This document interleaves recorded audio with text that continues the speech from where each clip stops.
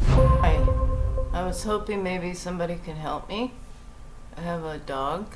She's a year old. She's a miniature pinscher. My question is how